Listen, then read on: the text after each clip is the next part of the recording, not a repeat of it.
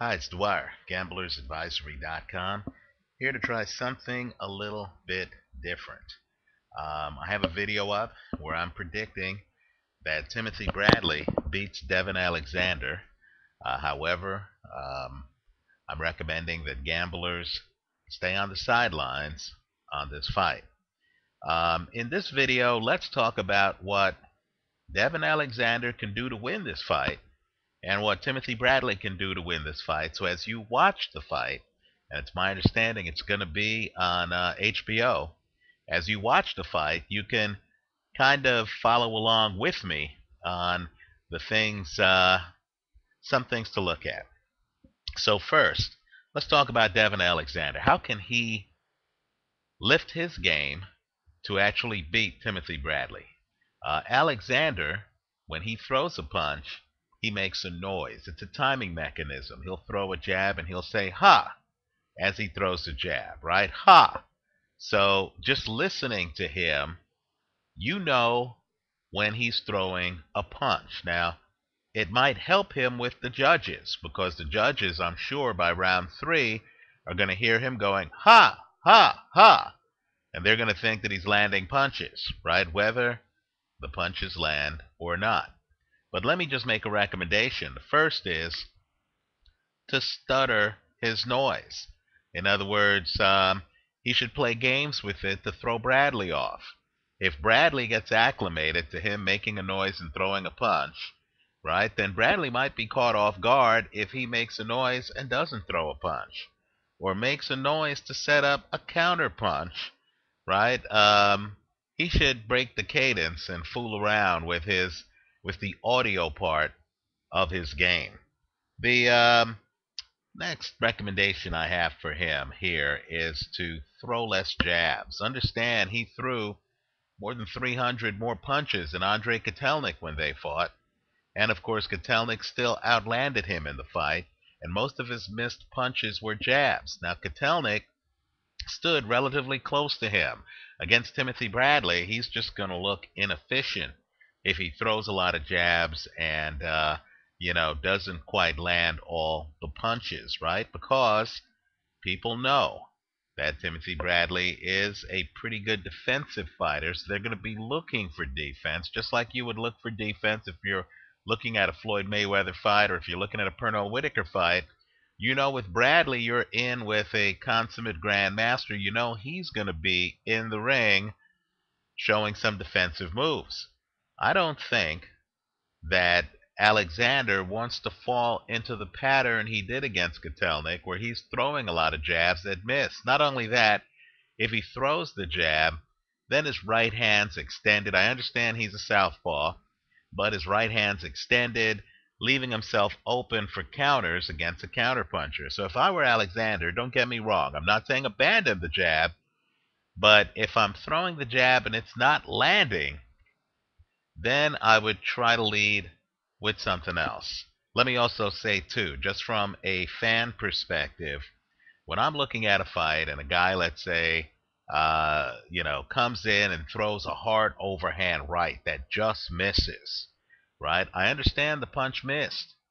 I understand that the guy didn't gain anything from it, but I'll tell you what, sometimes if you throw a big punch and it misses, and you look like you were going for the knockout, that wakes everyone up in the crowd. I know I'll watch a fight and I'll say, wow, this guy's really come to fight. I think Devin Alexander needs to send the message early. Even if he misses Bradley, I think he needs to, if he feels Bradley's in a position where he can't counter him, right? He has to be aware of the distance. If I were him, I would just throw some big punches that, might even miss, just to telegraph to the fans the fact that one of these guys hits harder than the other and that Alexander's that guy. The other things I would do if I'm Alexander is I would look at the 12th round of Bradley's fight against Kendall Holt. Kendall Holt drops Bradley on a counter uppercut. Devin Alexander throws an excellent uppercut. I think that video is certainly worth watching if you're an uppercut artist. Boxers break down other boxers better than I ever could, and I'm sure he'll see how Kendall Holt set that up. Also, I would look at the first round of the Kendall Holt fight. I believe Kendall Holt drops Timothy Bradley with a left hook. And understand, Devin Alexander is a southpaw, throws a pretty rough left hand. And again, if I were Devin Alexander, I would focus on that first round, see exactly how open Timothy Bradley was to that left hook early on.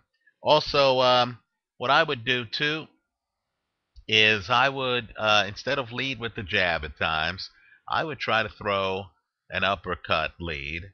Try to let Bradley, who is the smaller boxer, who does have the lower center of gravity, who's going to come low and who's almost certain to try to hit Alexander in the body, something Kotelnik did not do. If I'm Alexander, I would literally, again, try to throw some hard uppercuts. Maybe even lead with an uppercut, because understand, if you're throwing hard punches and you let the other guy know, hey, I'm throwing an uppercut tonight, maybe that might deter Timothy Bradley from getting too cozy inside. Just food for thought. What I don't want Alexander doing is throwing a jab that misses the target. I think that would make him look bad, and that would set himself up for counters by a counter-punching opponent. Now, if I'm Timothy Bradley, first thing, and keep in mind, it's a little controversial, but hey, we're controversial, right? This is gamblersadvisory.com. First thing, I believe that Alexander, who is unbeaten, has never been stopped, I believe Alexander might have stamina problems. I would encourage everyone to take a look at the last few rounds of his fight against Kotelnik. Take a look at the Juan Urango fight, where his volume clearly seemed to slow down. Something seemed to change after the first 4 rounds of that fight. If I'm Bradley, I'd be aware of the fact that Alexander might have stamina problems. I'd try to bank some body shots early, right? You want to put in the work so the guy tumbles later in the fight, right? I'd also want to pace myself so that in the 8th, ninth, 10th rounds, I still have a relatively full tank, and my assumption would be that Alexander might have an emptier tank in the 8th, ninth, 10th rounds, right? That's the first thing. The other thing I would do if I'm Bradley is I would take a look starting at the 5th round of the Devin Alexander-Andre Kotelnik fight. I thought Kotelnik dominated the latter part of that fight. I know Alexander's trainer, Kevin Cunningham, disagrees with me just from reading his interviews. But take a look at the 5th round. By the way, a little controversial. Understand that HBO's Harold Letterman gave Alexander the 5th round, right? I didn't. I gave Kotelnik the 5th round. Take a look at the 6th round. I thought Kotelnik starts to dominate that fight. And just like with Manny Pacquiao, and keep in mind, Alexander's a southpaw, the punch that seems to work against Alexander is the counter straight right hand. Just take a look every time Kotelnik throws that punch. He's not only landing that punch, he's landing it flush. So if I'm Timothy Bradley, I come in and I'm just trying to set up either a counter straight right or just a straight right outright, right? Because I think that especially when Alexander gets a little tired and drops his hands a little bit, he's vulnerable for that straight right. In fact, he's so vulnerable, there's a chance at a stoppage in this fight by Timothy Bradley, in my opinion. Also, if I'm Bradley, and Bradley does this every fight, if I'm Bradley, I dodge the jab. In other words, Alexander's going to throw several hundred jabs in this fight. I would just make sure he never lands it, because Alexander is tightly wound, right? His body looks tight. He's so tightly wound, he yells after every punch, right? I think you can throw off his rhythm by not allowing him to land the jab. Also, what I would do too is when he's not landing the jab, remember, you're not just trying to beat the guy in the ring, you're trying to beat the guy with the judges and with the crowd. So I would gesture, do something Kotelnik didn't do. If he's missing with the jab, gesture, shake your head as if he can't land the jab.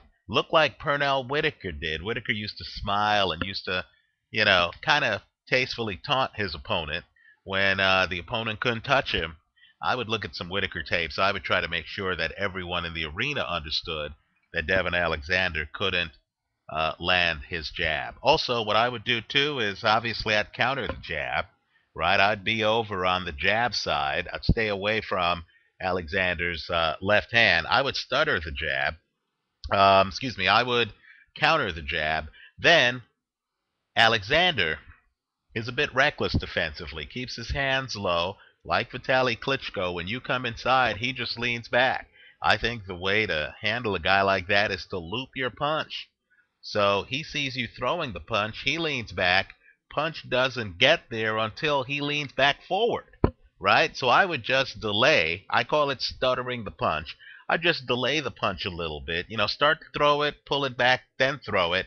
I believe you can catch Devin Alexander cold if you do something like that. Also, I would watch for the uppercut at all costs. It's a game changer. Just ask Juan Urango.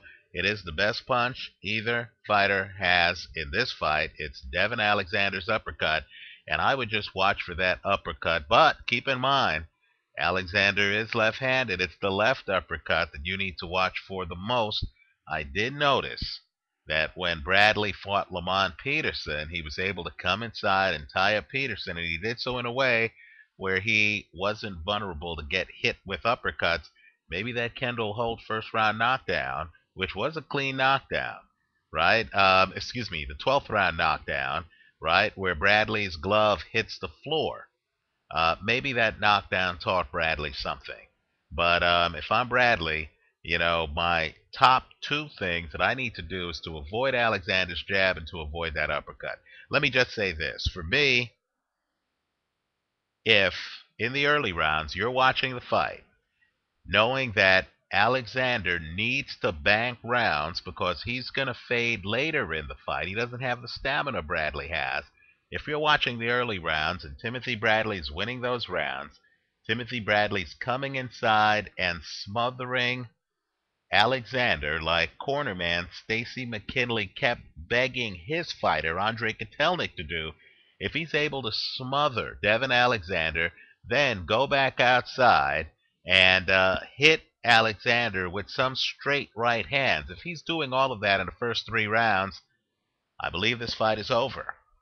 Conversely, if you see Devin Alexander landing uppercuts and landing his jab and cornering Timothy Bradley, hunting him down like he did Junior Witter in that fight, then Devin Alexander will have the upper hand. I believe that the early rounds in this fight are of the utmost importance because I do not believe if Timothy Bradley gets out of the gate fast, I do not believe Devin Alexander is going to be able to catch up with him or keep the pace. So Alexander's going to have to take these early rounds, and he's going to have to land more punches, harder punches, than he did against Andre Kotelnik. That Kotelnik fight, very disturbing on tape. It really does make Alexander look like he's a defensively deficient fighter. And, he hopefully had an off night that night. We're going to find out because I'm sure Bradley is going to try to test him early. I noticed when Bradley fought Nate Campbell, that's what he tried to do to Nate Campbell. So food for thought on that. Hey, let's all enjoy this fight.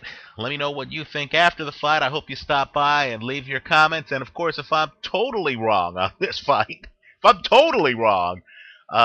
I hope to hear from you as well, win, lose, or draw. Thanks for watching.